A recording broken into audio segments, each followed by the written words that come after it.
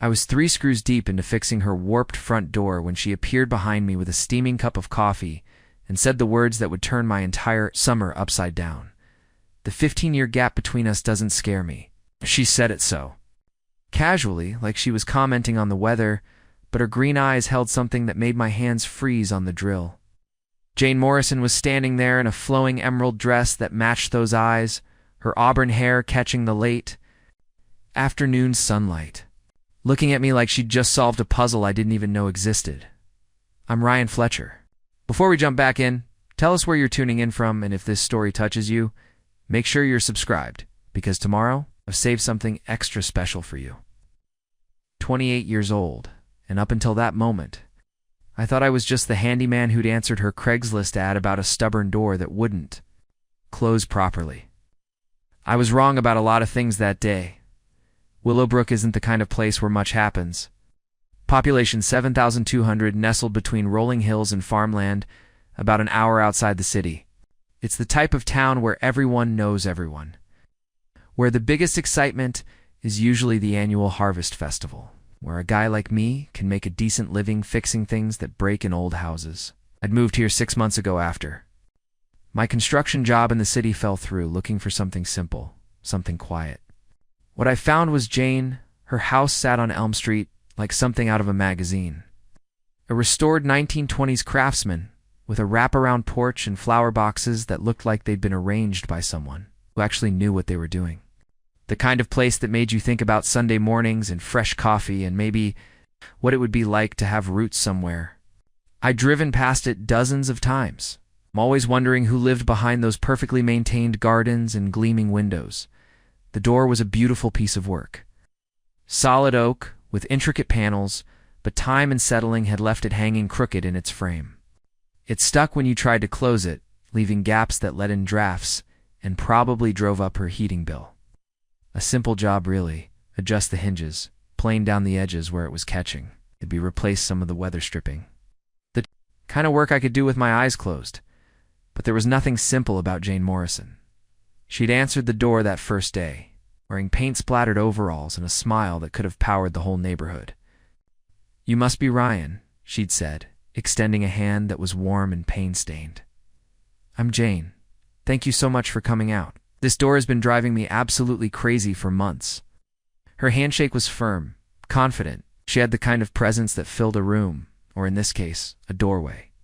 There were laugh lines around her eyes and a way of tilting her head when she listened that made you feel like you were the most interesting person she'd talked to all day. I guess she was in her early 40s, but there was something ageless about her energy. No problem, I'd managed, trying not to stare at the way the afternoon light caught the red highlights in her hair. "Let me take a look and see what we're dealing with." The diagnosis was straightforward enough. The house had settled over the decades, throwing the doorframe slightly out of square. The hinges needed adjustment, and the door itself needed too. Be trimmed where it was catching on the frame. It's maybe 2 hours of work, 3 at the most. "How long have you lived here?" I asked, running my hand along the doorframe to feel where it was binding. 3 years next month," she said, leaning against the porch railing. "I bought it after my divorce was finalized. It needed a lot of work, but it felt like home the moment I walked through that stubborn door." There was something in her voice. When she mentioned the divorce, not bitterness, exactly, but a kind of quiet strength that comes from weathering storms. I found myself wanting to know more, which was unusual for me. I generally kept things professional, did the work, collected payment, moved on to the next job. "You've done beautiful work with the restoration," I said, and meant it, every detail. I could see spoke of careful attention and genuine love for the craftsmanship. She smiled, and I caught a glimpse of something playful behind the professional courtesy. I had some time on my hands and a lot of YouTube tutorials. Amazing what you can learn when you're determined to prove you don't need anyone else to take care of you. That should have been my first hint that Jane Morrison wasn't like the other clients I'd worked for. Most people hired me because they couldn't or didn't want to deal with home repairs themselves. Jane had clearly done most of the restoration work on this place herself. So why call someone for a door that, while frustrating, wasn't exactly beyond the skills of someone who'd obviously tackled much more complex projects? I was still puzzling over that question as I worked. She'd gone inside, saying she had some painting to finish in the back room, leaving me alone with my tools and my thoughts. The work was meditative, the familiar rhythm of measuring, marking, adjusting. I'd always been good with my hands, good at seeing how things fit together and figuring out how to make them work better. The door was fighting me more than I'd expected. Every time I thought I had it adjusted properly, closing it revealed another point where it was binding. It was like the house itself was reluctant to let me finish and leave. I was on my knees, using a hand plane to shave a thin curl of wood. From the bottom edge, when I heard her footsteps on the porch behind me, I looked up to see her holding that coffee cup, studying me with an expression I couldn't quite read. "You're very thorough," she observed, settling into one of the wicker chairs that furnished the porch. Most people would have declared it good. Enough by now. "If something's worth doing," I said, brushing wood shavings off my jeans, "it's worth doing right," she nodded approvingly. I like that philosophy. Too many people these days are satisfied with good enough. There was something in her tone, some undercurrent I couldn't identify. I went back to work, acutely aware of her watching me, trying to ignore the way my pulse had picked up. This was just another job, I told myself. Just another door and just another house. But as Jane Morrison would prove, I was wrong about that too. I hadn't always been the guy who fixed other people's problems. 6 months ago, I was Ryan Fletcher, assistant project manager at Meridian Construction.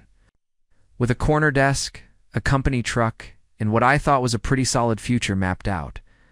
Then the housing market took a dive, projects dried up, and suddenly, I was Ryan Fletcher. Unemployed 28-year-old with a toolbox and a rapidly dwindling savings account, my best friend, Austin, had been the one to suggest Willowbrook. "Dude, small towns always need handymen," he'd said over beers at our usual dive bar in the city. "Rich suburbanites who move to the country but don't know which end of a hammer to hold. You could clean up out there." Austin worked in tech. One of those guys who could fix any computer problem but couldn't change a light bulb without calling someone. He was also the kind of friend who gave advice with complete confidence despite having zero experience in whatever he was advising about. But he wasn't wrong about Willowbrook. I'd found a small apartment above Maggie's Diner on Main Street, 1 bedroom, creaky floors, and a view of the hardware store across the street. The rent was cheap, and Maggie, a woman in her 60s, with steel gray hair and the metabolism of someone half her age, made the best coffee in 3 counties. She'd also become my unofficial dispatcher, since half the town seemed to stop by her place for breakfast and gossip. "That Morrison woman is asking around for someone to fix her door," she'd mentioned 3 days ago, refilling my coffee without being asked. "Been complaining about it for weeks. It's probably pay good money to get it sorted." Maggie had a way of delivering information that made it clear she expected you to act on it.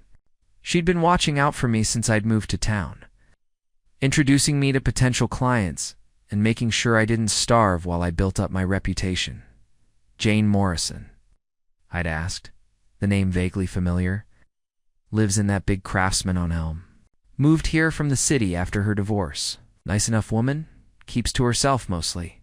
Does some kind of art thing. Painting, I think." Maggie had paused, studying me with the calculating look of someone who knew everyone's business. "She's probably around 43, 44. Very put together, you'd like her." The way she said it made me think there was more to the story. But Maggie was notorious for dispensing information in carefully measured doses.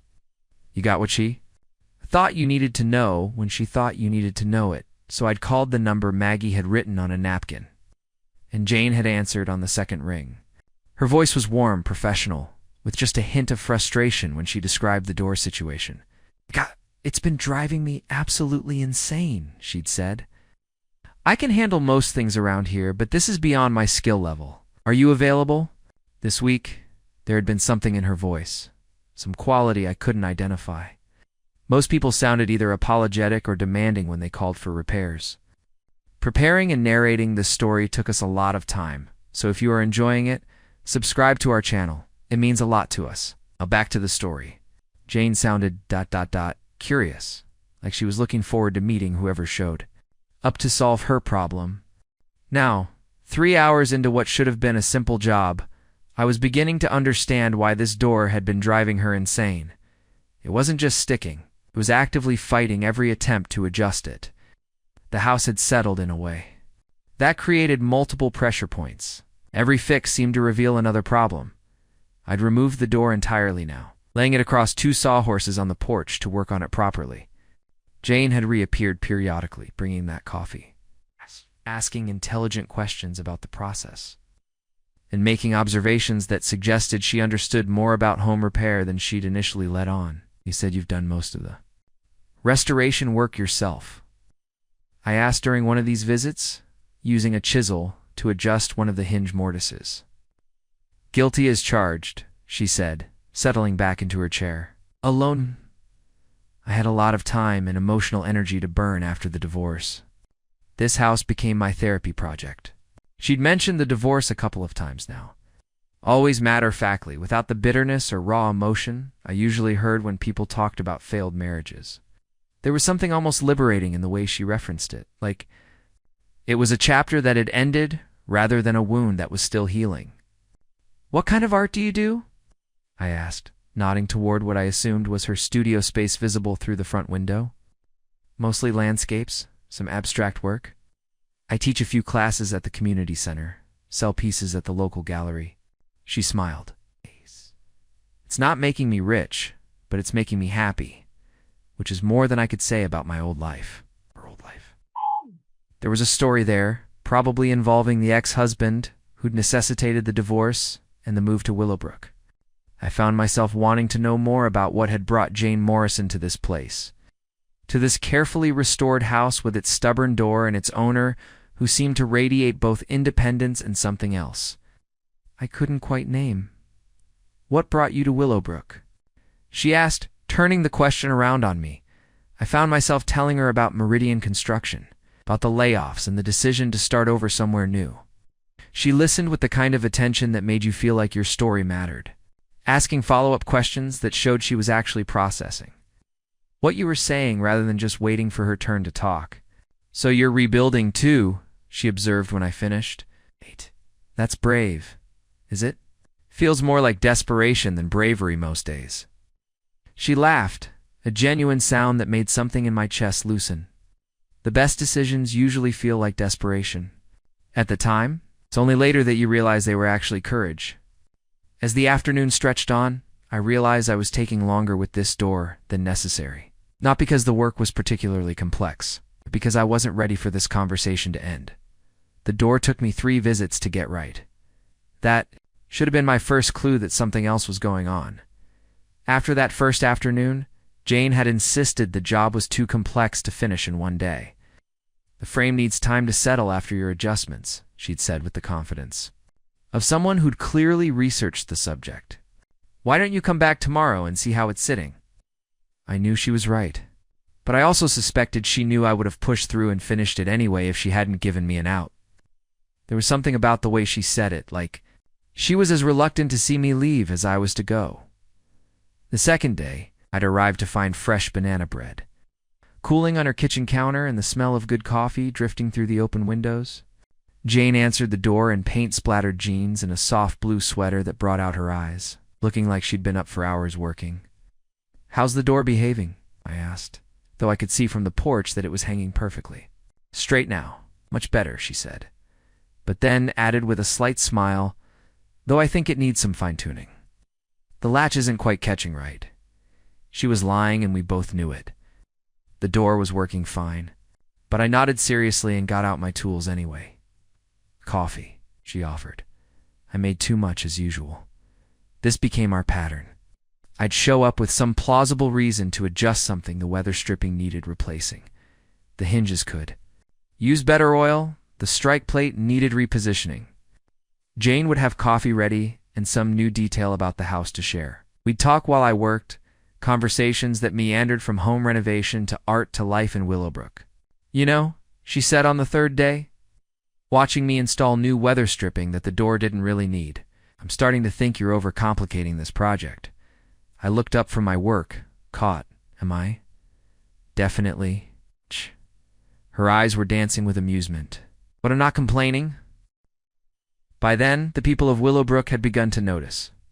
Maggie made a point of mentioning that I'd been spending a lot of time on Elm Street. When I stopped by for breakfast, Mrs. Peterson, who lived next door to Jane and had the best garden, and worst timing in town, had started appearing in her yard whenever my truck was parked outside. "That young man seems very thorough," she'd said to Jane during one of my visits, loud enough for me to hear from the porch. "Most repair jobs don't take 3 days." Jane had just smiled and offered Mrs. Peterson some coffee, deflecting the implied question with graceful ease. It was Austin who really called me out on it. He'd driven down from the city on a Saturday, ostensibly to see how I was settling in, but really to assess whether I'd lost my mind moving to what he called the middle of nowhere. "So this is it?" he asked, standing in my small apartment and looking around like he was touring a prison cell. "This is your grand plan for starting over?" "It's temporary," I said, though I was realizing it didn't feel temporary anymore. "I'm building up a client base, right? And how's that going?" "Maggie downstairs says you've been working on the same door for a week." Austin had always been direct, but he'd also always been protective. We'd known each other since college, and he'd been the one to talk me through the dark period after. Lost my job. He wanted me to succeed, but he also wanted me to be realistic about my prospects. "It's a complicated job," I said, which was true if you counted the complicated feelings I was developing for my client. Austin gave me the look that meant he saw right through me. "Is she hot?" "Jesus, Austin. She is, isn't she?" "Dude, please tell me you're not developing a thing for some small-town divorcee who's probably just being nice to the help." The help comment stung because it hit close to something I'd been trying not to think about. What exactly was I to Jane? Morrison? Was I reading too much into the coffee and conversation? Was she just being friendly to someone who was obviously new in town and trying to make a living? "It's not like that," I said, but my voice lacked conviction. Austin studied me for a moment, then his expression softened. "Look, man, I'm happy if you're happy, but be careful, okay? Small towns are different. People talk, and older women." He paused, searching for the right words. "Sometimes they're just looking for attention. Doesn't mean they want anything serious." I wanted to tell him he was wrong about Jane, but the truth was, I didn't really know what Jane wanted. Our conversations felt real, substantial, but they were always bounded by the pretense of the door repair. We talked about everything except the obvious question hanging between us. What were we doing? That uncertainty came to a head the following Monday. I'd run out of plausible repairs to the door, and we both knew it. I was packing up my tools when Jane appeared on the porch with 2 cups of coffee instead of 1, so she said, settling into her usual chair. "I guess this is it." "Looks like it," I agreed, though I made no move to actually leave. We sat in comfortable silence for a moment, drinking our coffee and watching Mrs. Peterson pretend to tend her flower bed while obviously listening to our conversation. Jane said finally, "I've been thinking about having some work done on the back deck. The boards are starting to warp a little." I nearly laughed. The deck was in perfect condition. I'd admired the craftsmanship when I'd first walked around the house, but I nodded seriously. "Deck maintenance is important. You don't want to let those problems get ahead of you." "Exactly," she said, and her smile was pure mischief. "When would you be available to take a look?" The deck inspection led to what Jane called the confession session. We'd been sitting on her perfectly maintained back deck, drinking iced tea, and pretending to examine boards that clearly didn't need any work, when she suddenly set down her glass and looked at me directly. "Ryan, can I ask you something?" "Sure. Are you always this patient with your clients? Or am I getting special treatment?" I felt heat rise in my cheeks. "I don't know what you mean." "I mean," she said with a gentle smile, "that my deck is in perfect condition. My door has been working flawlessly for a week, and yet here you are, still finding reasons to come by." She paused. Not that I'm complaining. There it was. The question we'd been dancing around for 2 weeks. I could have deflected, made some joke about being thorough, but something in her expression told me she deserved honesty. "Maybe I just like the company," I said finally. "Good," she said, "because I've been making up projects just to have an excuse to call you." We both laughed, and suddenly the pretense fell away. The relief was immediate, like we'd both been holding our breath, and could finally exhale. "So what's the real story, Jane Morrison?" I asked. "Woman like you living alone in this beautiful house, hiring handymen for jobs she could probably do herself. Her expression grew thoughtful. That's a longer story than you might expect. I got time? She was quiet for a moment, tracing patterns on the condensation of her glass. My ex-husband was a corporate lawyer. Very successful, very controlling, very convinced that he knew what was best for everyone around him. She looked up at me, including me. I waited, sensing there was more. We met in college. I was studying art. He was pre-law. I thought he was. Sophisticated, ambitious. He thought I was. She paused, searching for the word moldable. The way she said it made something tighten in my chest. For 15 years, I let him mold me. I gave up painting to be the perfect lawyer's wife. I organized charity events, hosted dinner parties, decorated our house exactly the way he wanted it. I became very good at being someone I wasn't. What changed? I found out about his affair. She said it matter-of-factly, but I caught the slight tremor in her voice. With his paralegal. Very cliché. But what really broke me wasn't the cheating. It was realizing that I felt more relieved than hurt. I frowned. Relieved. It meant I could stop pretending. Stop being this person I'd constructed to please him. She gestured toward the house, the garden, the studio space visible through the window. All of this. This is who I actually am. Who I was before I forgot. How long ago? The divorce was finalized 18 months ago. I bought this place sight unseen just because it felt like somewhere I could breathe again. She smiled. My lawyer. Thought I was having a breakdown. Maybe I was. But it was the best breakdown of my life. I understood now why she'd seemed so familiar that first day. Why I'd felt drawn to something beyond just her beauty. Jane Morrison was rebuilding herself just like I was. We were both starting over, just from different places. What about you? She asked. What's the real story behind Ryan Fletcher? Handyman, so I told her. About the construction job that had felt secure until it wasn't. About the relationship with my ex-girlfriend Sarah that had fallen apart when the stress of unemployment revealed how little we actually had in common. About moving to Willowbrook not just for work but because I needed to figure out who I was when I wasn't defined by my job title or my relationship status. I spent 5 years thinking I was building towards something, I said. House, career, wife, kids, the whole package. Then it all disappeared in about 6 weeks, and I realized I'd never actually thought about whether I wanted any of it. And now I'm learning to like the uncertainty. It's terrifying, but it's also honest. Jane nodded slowly. Honest. That's a good word for it. We sat in comfortable silence for a while, the weight of our shared confession settling between us. The late afternoon sun was filtering through the trees, casting dancing shadows across the deck. Can I tell you something? Jane said eventually. Anything. When I called you about the door, I didn't really need it fixed. I mean, it was sticking. A little, but I could have handled it myself. I grinned. You know? Jane, you completely restored a 1920s craftsman. Sticky door wasn't going to defeat you. She laughed, covering her face with her hands. God, I'm so transparent.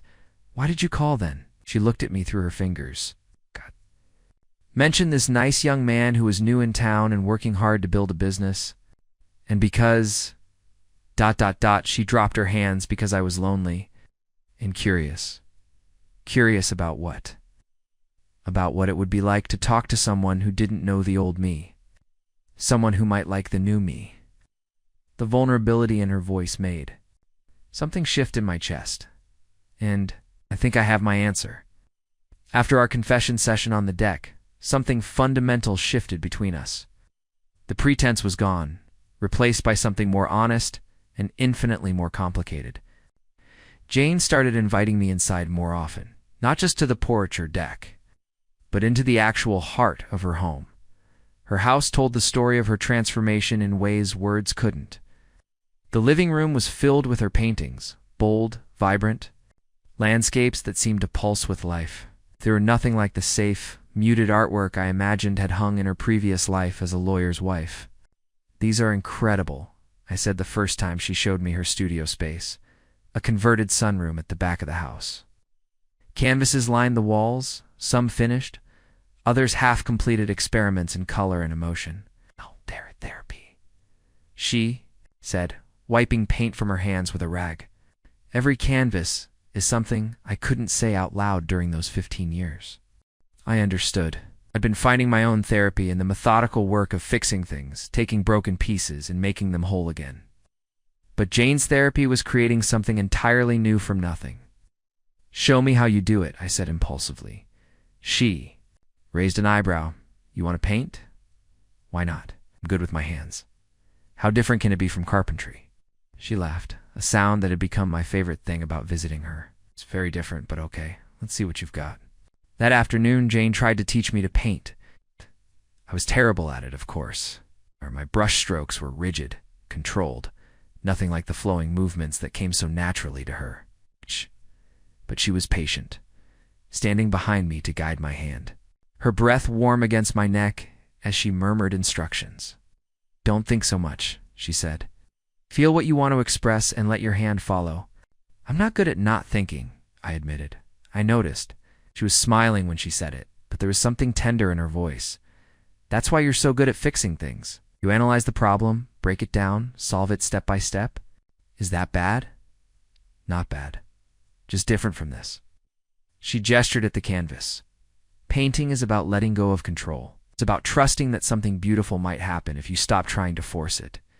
I looked at her then, really looked at her, and realized we weren't just talking about painting anymore. Over the following weeks, I found myself becoming part of Jane's daily routine in small ways. I'd stop by in the mornings with coffee from Maggie's, and she'd show me what she'd been working on. Sometimes I'd find legitimate projects around her house, a loose railing here, a squeaky hinge there, but mostly I just enjoyed being in her space. She had a cat, I discovered, a sleek black thing named Midnight, who had initially regarded me with deep suspicion, but eventually decided I was acceptable company. Midnight became a barometer for my visits. The cat's willingness to sit near me seemed to correlate directly with how relaxed Jane was around me. "He doesn't like many people," Jane told me one afternoon, as Midnight draped himself across my lap while I read on her couch. Smart cat, good judge of character. That's what I thought. She was curled in the chair across from me, sketching in a pad. And something about the domestic normalcy of the moment made my chest tight with an emotion I wasn't ready to name. The integration wasn't just happening at her house. Slowly, I started sharing pieces of my life with her too. I brought her to Murphy's Hardware, where old Tom Murphy held court behind the counter and knew every nail, screw, and tool in 3 counties. Jane charmed him completely within 5 minutes, asking intelligent questions about wood stains and listening to his stories about the town's history. "She's good for you," Tom told me quietly while Jane examined paint samples. "First time I've seen you smile since you moved here?" Couldn't argue with that. Jane also insisted on meeting Maggie properly, not just as the woman who provided information about handyman jobs, but as the person who'd essentially become my surrogate mother in Willowbrook. They hit it off immediately, bonding over coffee and what Maggie called keeping an eye on that boy. "I like her," Maggie told me after Jane had left. "She's got good sense, and she looks at you like you matter." The comment stuck with me because it was true. Jane did look at me like I mattered, like my thoughts and opinions and terrible painting attempts were genuinely interesting to her. Had been a long time since anyone had looked at me that way, but with the growing closeness came growing awareness of the complications. The age difference was becoming harder to ignore, not because it mattered to us, but because it clearly mattered to other people. I'd catch Mrs. Peterson watching us through her kitchen window. Conversations would pause when we walked into Murphy's together. Austin's warnings echoed in my head during quiet moments. "Does it bother you?" I asked Jane one evening as we sat on her front porch watching the sunset paint the sky in shades that reminded me of her paintings. "Does what bother me? The looks? The whispers? People trying to figure out what we're doing?" She was quiet for a long moment. Sometimes, she admitted. But then I remembered that I spent 15 years living my life according to what other people thought was appropriate. I'm not going to start again now. The breaking point came on a Tuesday morning when Austin showed up unannounced at Jane's house. I was helping her hang a new piece in her studio, a landscape that captured the view from her back deck in swirls of green and gold when the doorbell rang. Through the window, I could see Austin's rental car in the driveway, and my stomach immediately dropped. "Friend of yours?" Jane asked, noting my expression. "My best friend. Da-da-da-da-da-da-da-da-da-da-da. And he's about to be a problem." Austin was wearing his corporate armor, pressed khakis, polo shirt, and the expression he got when he thought he needed to save me from myself. He took in Jane's appearance with barely concealed assessment, then looked at me like I'd confirmed. His worst fears? "Austin," I said carefully, "this is Jane Morrison." "Jane, this is Austin Wells." "The famous Austin," Jane said warmly, extending her hand. "Ryan's told me so much about you, has he?" Austin shook her hand, but his smile was tight. "That's funny, because he's told me almost nothing about you." The tension was immediate and thick. Jane handled it with grace, inviting Austin in for coffee, but I could see the wariness in her eyes. She'd been through enough judgment in her divorce. She didn't need it from my friends too. So Austin said once we were settled in the living room, his eyes taking in the paintings, the comfortable domesticity, the obvious signs that I'd been spending considerable time here. "How long have you two been working together?" The way he said working made it clear what he really meant. "About a month," Jane answered evenly. "Ryan's been helping me with some projects around the house." "Right? Projects?" Austin's tone was getting sharper. "Ryan, how's the handyman business going? Building that client base you mentioned?" Felt heat rise in my face. "It's going fine. Interesting. Because from what I can tell, you've had exactly one client for the past month." Jane set down her coffee cup with careful control. "Austin, if you have something to say, why don't you just say it, okay?" He leaned forward. "I'm concerned about Ryan. He's been through a lot lately, and I don't want to see him get hurt." "By me." Jane's voice was dangerously quiet. "By the situation. Look, I'm sure you're a lovely person, but let's be realistic here. You're what, 45? He's 28? You're recently divorced, he's trying to rebuild his life. There's a rebound disaster written all over it." The silence that followed was deafening. I wanted to defend Jane, to tell Austin he was completely wrong. But part of me, the part that had been wrestling with the same doubts, couldn't find the words. It was Jane who spoke first. "You're right about some things," she said calmly. "I am recently divorced. I'm older than Ryan. And yes, I'm probably not the safest choice for someone trying to start over." Austin looked vindicated until she continued. "But what you're missing is that Ryan is an adult who can make his own decisions. And what we have isn't some desperate older woman preying on a confused younger man. It's two people who found something real when neither of us was looking for it." Jane, I started, but she held up a hand. "It's okay, Ryan. He's your friend. He's worried about you." She turned back to Austin. "But here's what you need to understand. I'm not some predator, and Ryan isn't some naive kid. We're both old, enough to know what we want, and mature enough to handle whatever complications come with it." Austin wasn't backing down. What happens when the novelty wears off? When you realize you're in completely different places in your lives. When he wants to start a family and you're already past that. That hit like a punch to the gut. Hadn't talked about the future in concrete terms. Hadn't discussed the practical realities that Austin was now throwing in our faces. Kids, marriage, long-term compatibility, all the things we'd been carefully avoiding. "I think you should go," I said quietly. Austin looked genuinely surprised. "Ryan, I'm trying to help, I know, but you're not helping. You're being an ass." He stared at me for a long moment, then stood up. "Fine, but when this blows up, don't say I didn't warn you." After he left, Jane and I sat in heavy silence. Midnight appeared from wherever he'd been hiding during the confrontation and jumped onto the couch between us, as if sensing the need for neutral territory. "He's not entirely wrong," Jane said finally. "About what? The complications, the age, the different life stages." She was looking at her hands. "I've been divorced for less than 2 years, Ryan. Maybe I am just rebounding. Do you feel like you're rebounding?" She was quiet for a long moment. "No, but that doesn't mean I'm not."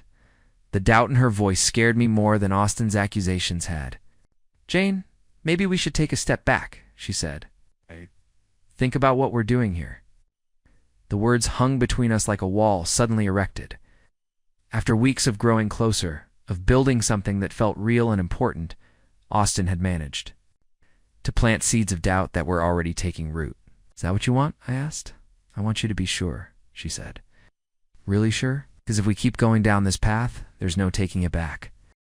I didn't sleep that night. Austin's words kept echoing in my head, mixing with Jane's sudden uncertainty in a toxic cocktail of doubt. By morning, I'd made a decision that scared me more than anything I'd done since moving to Willowbrook. I was going to be completely honest. About everything. I found Jane in her studio at dawn, standing before a blank canvas with a paintbrush in her hand, but no paint on it. She was wearing an old paint-stained shirt, and her hair was pulled back messily, like she'd been up as long as I had. Couldn't sleep either? I asked from the doorway. She turned, and I could see the exhaustion in her eyes. Kept thinking about what Austin said, about whether he's right. "What did you decide?" "That I'm terrified," she said simply. "Not of him being right, but of how much I want him to be wrong." I stepped into the room, closing the distance between us. "Jane, can I tell you something? Something I haven't told anyone?" She nodded, setting down the brush. "When I lost my job, when my whole life fell apart, I didn't just lose my career. I lost my identity.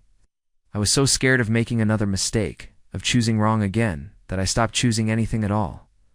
I took a breath, moving here. Starting the handyman business, that wasn't courage, it was hiding.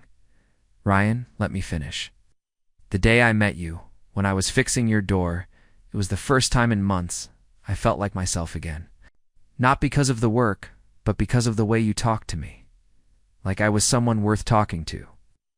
Jane's eyes were getting bright with unshed tears, so when Austin asks if I'm sure, the answer is yes. I'm sure that I've never felt more like myself than when I'm with you. I'm sure that the age difference doesn't scare me nearly as much as the thought of losing this does. And I'm sure that whatever complications come our way, I'd rather face them with you than avoid them alone. She was crying now, quiet tears that she didn't bother to wipe away. "Do you know what you're saying?" "I'm saying I love you," I said, the words tumbling out before I could second-guess them. "I know it's crazy and complicated and probably terrible timing, but I love you, Jane Morrison." She stared at me for a long moment, then let out a shaky laugh. "You idiot." My heart stopped. "What?" "I've been in love with you for weeks. I've been painting you into every landscape, seeing your face in every sunset, falling asleep thinking about your laugh." She stepped closer. "But I was so scared that I was just a phase for you, some rebellion against your conventional life." "A phase?" I almost laughed. "Jane, you're not a phase. You're the plot twist." She did laugh then, bright and real, and suddenly, the weight that had been pressing on my chest since Austin's visit lifted completely. "There's something else," she said, her expression growing serious again. "Something I need to tell you about my marriage, about why it really ended." I waited. Michael, my ex-husband, he controlled everything. What I wore, who I talked to, how I spent my time, convinced me it was because he loved me, because he knew what was best. She looked down at her hands. Toward the end, I started to believe I couldn't make good decisions for myself. I felt a surge of anger toward a man I'd never met. When I found out about the affair, you know what my first thought was? Relief. Not because he was cheating, but because it meant I could stop pretending to be the person he wanted me to be. She looked up at me. "It's the past few weeks with you. It's the first time I've trusted my own judgment about someone in years." "Ass! What does your judgment tell you about me? That you're kind, that you listen when people talk, that you fix things not because you have to, but because you want to make them better." She smiled. "That you're absolutely terrible at painting, but you try anyway because I asked you to. Those are all true. It also tells me that you're 15 years younger than me, that people are going to judge us, and that I have no idea what I'm doing also. All true. But here's the thing," she said, stepping close enough that I could see the gold flecks in her green eyes. "For the first time in my adult life, I don't care about any of that. I don't care what people think.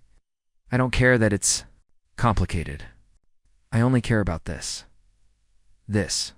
The way you look at me like I'm worth looking at, the way you make me feel like myself again. She reached up and touched my face. The 15-year gap between us doesn't scare me, Ryan. What scares me is the thought of not finding out where this goes. And there it was. The line from my title, delivered not as I'd imagined it casually, while I worked, but as a declaration of courage in the face of uncertainty. So what do? I asked. We stop being scared, she said. We stop worrying about what other people think is right for us. We find out what happens when two people who are rebuilding their lives decide to build something together instead.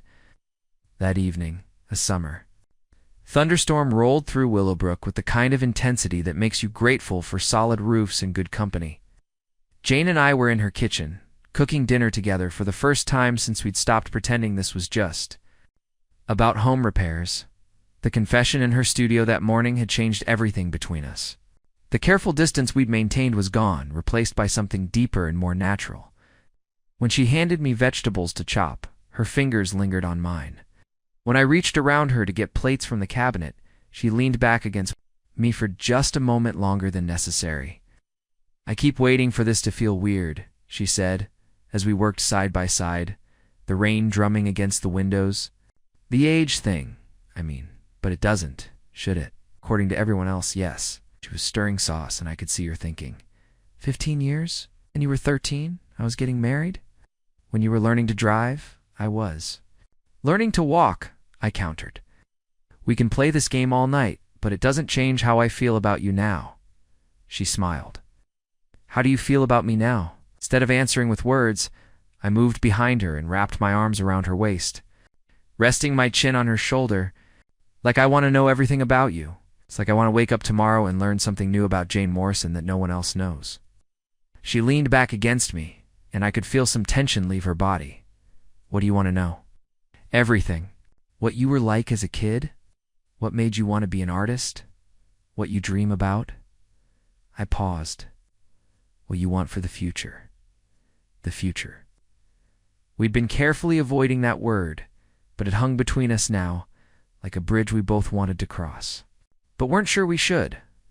I used to have such specific plans, she said quietly. House in the suburbs, 2.5 kids, dinner parties with other couples, the whole suburban dream. And now? Now I dream about smaller things, more real things. She turned in my arms to face me. I dream about having someone to share coffee with in the morning. Someone who sees my paintings and understands what I'm trying to say. Someone who makes me laugh. Those don't sound like small things to me, don't they? She was studying my face. What about you? What do you want? It was a question I'd been avoiding for months, maybe years. What did I want? The old answers, career advancement, financial security, conventional milestones, felt hollow now. I want to build something that lasts, I said finally. Not just houses or repairs, but something real. Something that matters. Like what? This, I gestured between us. Like whatever this is becoming. The power flickered then, the storm intensifying outside. Jane lit candles, and suddenly the kitchen was transformed into something intimate and golden. We ate by candlelight, talking about dreams that felt more possible in the soft glow than they had in the harsh light of day. Can I tell you something? That might sound crazy, Jane said as we finished our wine. Everything about this sounds crazy. I'm starting to like crazy. I want to open an art studio, not just for me, but as a teaching space. Somewhere people can come to learn, to explore creativity. Her eyes were bright with possibility. I've been thinking about it for months, but it felt too big, too ambitious for someone starting over. It doesn't sound too big. It sounds perfect, you think? I think you'd be an amazing teacher. And I think Willowbrook could use more places where people can discover something about themselves. You could help, she said suddenly. With the renovation, I mean, it would need a lot of work. Proper lighting, ventilation, storage. I felt something shift in my chest. She was talking about the future, about plans that included me. Want me to be part of it? If you want to be? She was suddenly uncertain.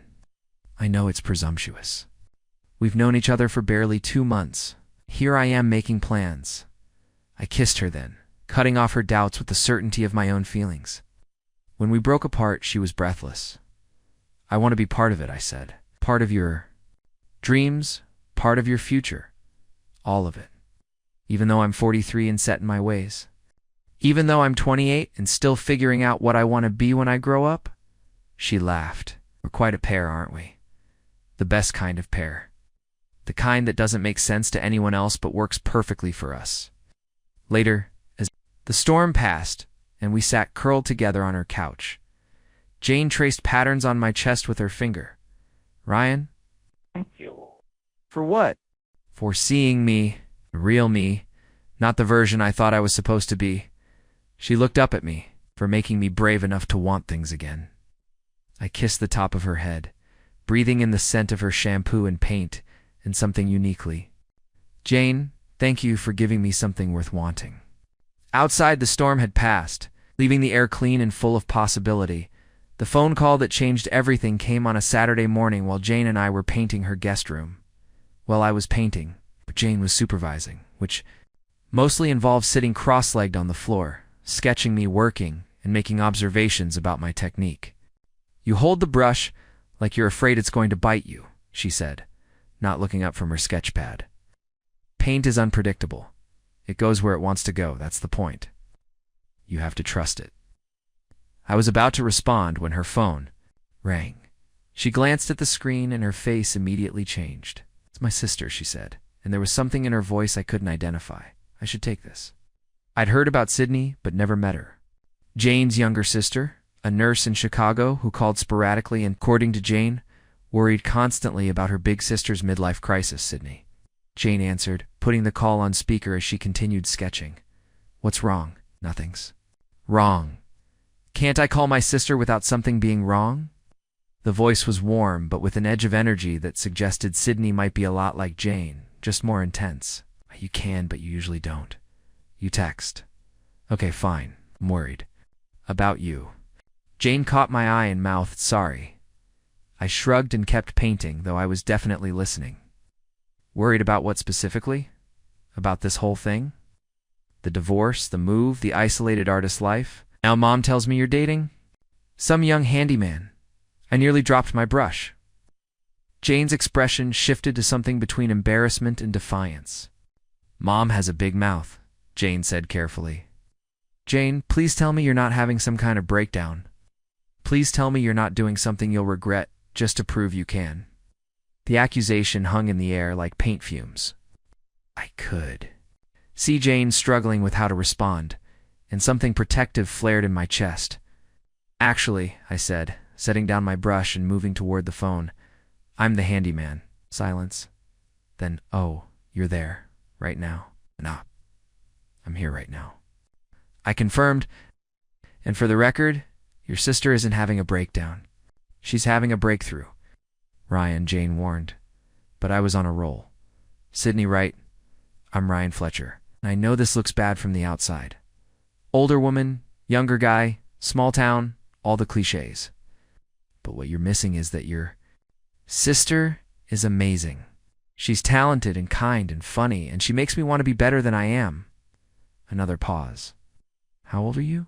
28? Jesus? The age thing matters less than you think it does, I said. What matters is that we make each other happy. What matters is that Jane is painting again, really painting, with passion and joy. What matters is that she's planning to open an art studio because she wants to share what she loves with other people. Is that true? Sydney's voice was softer. Now directed at Jane. It's true, Jane said quietly. All of it. A long sigh came through the phone. I guess I need to come meet this Ryan Fletcher. You want to come here? Jane looked surprised. Yeah, I've got some vacation time saved up. And if my sister is serious about someone, I should probably check him out. Make sure he's worthy. I laughed, despite the nervousness in my stomach. I'm not sure I'm worthy, but I'm willing to try to prove myself. Good answer, Sydney said. And I could hear the smile in her voice. I'll drive down next weekend. Fair warning, Jane. I'm bringing Edward. Jane's face lit up. Really? You're bringing the boyfriend I haven't met? Fiancé, actually? We got engaged last month? Sydney? Jane practically shrieked. Why didn't you lead with that? Because I was too busy worrying about your love life to mention mine. The conversation shifted then, becoming excited sister talk about wedding plans and ring details. I went back to painting, listening to Jane's laughter and feeling something settle in my chest. This was what family was supposed to sound like. Messy and complicated, but fundamentally loving. After the call ended, Jane sat quietly for a moment. "You okay?" I asked. "Sydney's protective. She's been looking out for me since we were kids, even though she's younger. When my marriage started falling apart, she was the one who kept telling me I deserved better. She sounds like a good sister."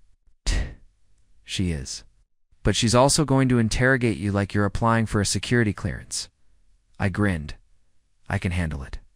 "Can you because Sydney doesn't pull punches?" "She's going to ask you about your intentions, your financial stability, your 5-year plan. She's going to want to know if you're serious about me or just having fun. And what should I tell her?" Jane looked at me for a long moment. "Tell her the truth, that you're serious, that this isn't just fun for you. Is that what you want me to say?" "It's what I hope you'll say." I set down my brush and moved to sit beside her on the floor. "Jane Morrison, I am completely, terrifyingly serious about you, and I can't wait to tell your sister exactly that." She kissed me then, paint-stained fingers tangling in my hair. "Good, because Sydney's going to love you, eventually, after she's done trying to scare you away." "Looking forward to it," I said. And surprisingly, I meant it. Sydney and Edward arrived on a Friday evening in late August. Just as the summer was beginning its slow fade toward autumn. I'd been nervous for days, checking and rechecking the guest room I'd helped Jane prepare. Making sure every detail was perfect, Sydney was exactly what I'd expected, and nothing like I'd imagined. She had Jane's eyes, but sharper features, her hair darker and shorter. She moved with the efficient energy of someone used to making life or death decisions quickly. Edward was tall, quiet, with kind eyes behind wire-rimmed glasses, and the patient demeanor of someone who'd learned to let Sydney take the lead. "So you're the famous Ryan," Sydney said, giving me a handshake that tested my grip strength. "Oh, great. You're..." "Younger than I expected." "And you're exactly as protective as Jane warned me you'd be," I replied. She smiled at that, the first genuine warmth I'd seen from her. "Good we understand each other." The weekend that followed was like an extended job interview disguised as a family visit. Sydney asked pointed questions about my business, my goals, my relationship history. She wanted to know how I planned to support myself long-term, whether I'd ever thought about having children. What I saw when I looked 5 years into the future. Edward, meanwhile, proved to be an unexpected ally. Over breakfast Saturday morning, while Sydney was showering, he pulled me aside. "She's hard on you because she loves Jane," he said quietly. "But between you and me, I've never seen Sydney this relieved about anything. She's been worried about Jane for years." Relieved? That someone sees what she sees in Jane? That someone appreciates how special she is? He smiled. "Sydney told me last night that you look at Jane the way I look at her." That afternoon, we all went to the farmer's market downtown. It was one of those perfect late summer days when the light seems golden and the air smells like cut grass and possibility. Jane was in her element, chatting with vendors about their produce, exclaiming over handmade pottery, introducing us to people she'd come to know. "She's different here," Sydney said to me as we watched Jane negotiate with a vendor over a bouquet of wildflowers. "Lighter. It's more like the sister I remember from before her marriage." "She's been finding herself again," I said. "It's pretty amazing to watch." "And you're part of that?" Considered the question seriously. "I think we're part of each other's process. We're both figuring out who we want to be." Sydney studied me. For a long moment. "You know, when Mom first told me about you, I was ready to drive down here and stage an intervention. Drag Jane back to reality." "What changed your mind?" The way she sounded on the phone. Happy. Actually happy, not just trying. To convince herself she was okay. She paused. "And the way you stood up for her when I was being awful. That said something." That evening, Jane suggested we all go to Murphy's for dinner. It was the closest thing Willowbrook had to a fancy restaurant, and Jane had been wanting. To show off her family to the town, the evening was perfect in ways I hadn't expected. Sydney and Edward fit seamlessly into our small world. Tom Murphy made a fuss over them. Maggie appeared from the kitchen to meet Jane's sister. Even Mrs. Peterson stopped by our table to chat. "This is nice," Sydney said as we walked home, under streetlights that cast everything in warm gold. It's really nice. I can see why you love it here. I love it because of the people, Jane said, taking my hand, because it feels like home. Later, after Sydney and Edward had gone to bed, Jane and I sat on the front porch swing, listening to the crickets and processing the day. So, I said, "What's the verdict? Do I pass the sister test?" Jane laughed. "Sydney told me you're good." For me, coming from her, that's basically a ringing endorsement. And what do you think? She turned to face me in the dim porch light. "I think I'm ready to stop calling this casual. I think I'm ready to stop worrying about what people think, or whether we make sense on paper." She paused. "I think I'm ready to call you my boyfriend and mean it." The word hung between us, surprisingly weighty. Boyfriend. It sounded both too small and exactly right. "Just your boyfriend?" I asked. For now we can work up to the bigger words. I kissed her then, soft and sure under the stars of our small town. I love the sound of that. Which part? All of it. Boyfriend, bigger words, working up to things. I pulled her closer. But mostly, I love the sound of 4 now, turning into 4 always. She was quiet for a moment. I could feel her thinking. "Ryan, yeah?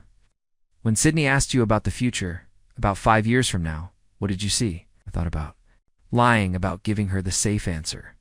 But we'd moved past safe. "I saw us," I said simply. "I saw the art studio, maybe a house we'd renovated together. I saw lazy Sunday mornings and your terrible coffee. I saw growing old with someone who makes me laugh every day." That's a pretty specific vision for someone who was just fixing my door a few months ago. "Maybe I'm a planner. Maybe you are," she smiled. "Maybe we both are now." September arrived with the kind of crisp mornings that promised autumn was coming, whether we were ready or not.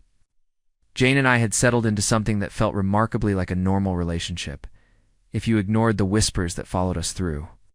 Murphy's Hardware and the way conversations paused when we walked into Maggie's together. The real test came when Jane decided to host a Labor Day barbecue. "I want people to see us as we actually are," she said as we planned the menu. "Not as some scandalous gossip topic, but as a couple who's happy together. Are you sure that's a good idea? We could just keep flying under the radar?" Tired of flying under the radar. "I want to live my life openly." She was arranging flowers from her garden, and there was something determined in the set of her shoulders. "Besides, hiding just makes it look like we think there's something wrong with what we're doing. So we sent invitations. Tom and Margaret Murphy. Maggie, of course. Mrs. Peterson and her husband. A few of Jane's art students from the community center. Some of my newer clients who'd become friendly acquaintances. Even Sydney and Edward drove down from Chicago for the weekend. Austin, surprisingly, had called the week before to apologize for his behavior during his last visit. "I was an ass," he'd said simply. And Jane was right. You're an adult who can make his own decisions.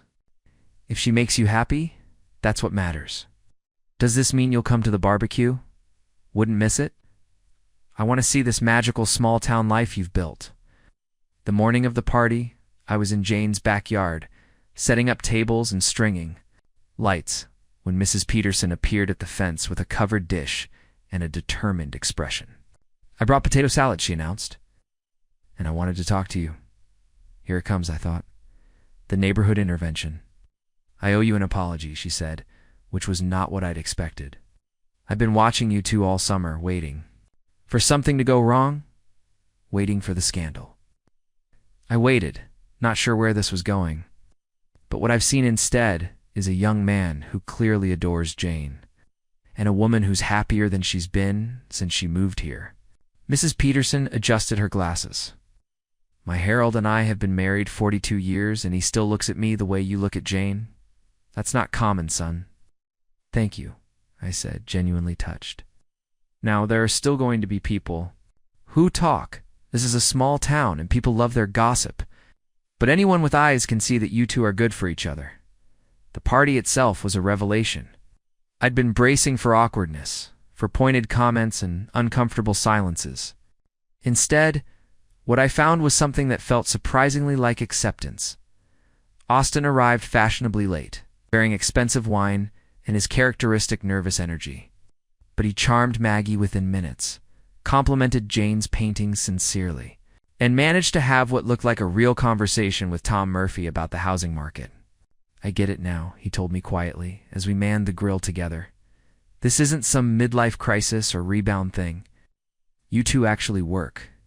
Took you long enough to figure that out." "Yeah, well, I'm not always the quickest on the uptake when it comes to matters of the heart." He flipped a burger with unnecessary precision. "For what it's worth, I've never seen you this settled. This ... content." The moment that surprised me most came when Bradley Morrison showed up unexpectedly. Jane's ex-husband, in town for some business meeting, had apparently heard about the party through their mutual lawyer. I felt Jane tense beside me when she saw him approaching across the yard. Bradley was exactly what I'd imagined: tall, silver-haired, expensive suit, even at a backyard barbecue. The kind of man who looked like he belonged in boardrooms and country clubs. "Jane," he said with professional politeness, "I hope you don't mind me stopping by. I was in town and thought I'd say hello." "Of course," Jane replied, though her voice was carefully neutral. "Bradley, this is Ryan Fletcher." Ryan, my ex-husband. Bradley Morrison. We shook hands, and I could feel him assessing me. I'm sure I didn't measure up to whatever standard he was applying, but I found I didn't care. "So you're the handyman," he said with a smile that didn't reach his eyes. "Among other things," I replied evenly. What followed was perhaps the most civilized 20 minutes of subtle psychological warfare I'd ever witnessed. Bradley asked pointed questions about my business, my plans, my prospects. He managed to work in references to his own success, his important clients. The lifestyle he could have provided Jane handled it with grace I couldn't have managed, deflecting his implications while making it clear that whatever life she'd had with him was firmly in the past. "Oh," he said finally, "Jane certainly looks happy. Different, but happy." "Different how?" Jane asked, and there was steel in her voice. "More ... He searched for the word authentic, I suppose. More like the woman I met in college before life got complicated. It was perhaps the most honest thing he said all evening after he left. Jane found me helping Maggie clean up in the kitchen. "You okay?" I asked. "Better than okay," she said, wrapping her arms around me from behind. Seeing him again just reminded me how far I've come, how much better this is. This life, this choice. You, October-painted Willowbrook, in shades of gold and crimson. And Jane and I found ourselves renovating the old Miller property on Maple Street, the future home of Morrison Art Studio. What had started as a dream discussed over candlelit dinners had become blueprints, permits, and early morning trips to Murphy's Hardware for supplies. "You know," I said, balancing on a ladder while installing new lighting fixtures 6 months ago. "I was just a guy fixing your stubborn door. Now you're a guy fixing my entire future," Jane replied from below, holding the ladder steady. Funny how life works. The studio was coming together beautifully. We'd knocked out walls to create an open teaching space, installed skylights for perfect natural light, and built custom storage for supplies and artwork. Every decision was made together, every problem solved as a team. "Ryan," Jane said that afternoon as we painted the main gallery wall, "I need to tell you something." The seriousness in her voice made me set down my brush. "What?" "I've been thinking about what we're building here. Not just the studio, but us. This life we're creating. Together?" She gestured around the room, then at me. "I don't want to date you anymore." My heart stopped. "Jane, I want more than that," she continued, stepping closer. "I want to wake up next to you every morning. I want to make decisions together, build something that lasts. I want to stop calling this temporary and start calling it forever."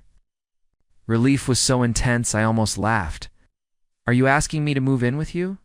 "I'm asking you to build a life with me. Really build it, not just see where things go." Her eyes were bright with certainty. "I'm 43 years old, Ryan.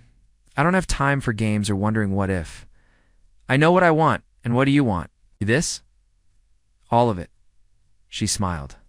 "I want to teach art classes while you build beautiful things. I want to argue about paint colors and whose turn it is to feed midnight. I want to grow old with someone who sees me the way you do." I pulled her close, paint-stained hands and all. "Jane Morrison, I would love nothing more than to build a life with you." Even though I'm set in my ways? Even though I leave my tools all over your house? Even though people will always whisper about the age difference? Even though I'm probably going to need your help hanging my own artwork? She laughed, the sound echoing in our almost finished studio. Deal. 3 months later, we stood in that same space, surrounded by Jane's students, showing their work to friends and family. The Morrison Art Studio was officially open, and Jane was glowing with pride as she moved through the crowd. Discussing techniques and celebrating breakthroughs, Mrs. Peterson approached me during the reception, carrying a small wrapped package. "For your new home," she said with a knowing smile. "It's a key holder. Every couple needs a place to hang their keys together." As I watched Jane explain color theory to a group of fascinated teenagers, I realized that Austin had been wrong about one thing. This wasn't about age or timing or conventional wisdom. This was about finding someone who made you brave enough to become who you were always meant to be. And Jane Morrison had made me braver than I'd ever imagined possible. Up next, you've got 2 more standout stories right on your screen. If this one hit the mark, you won't want to pass these up. Just click and check them out. And don't forget to subscribe and turn on the notification bell so you don't miss any upload from us.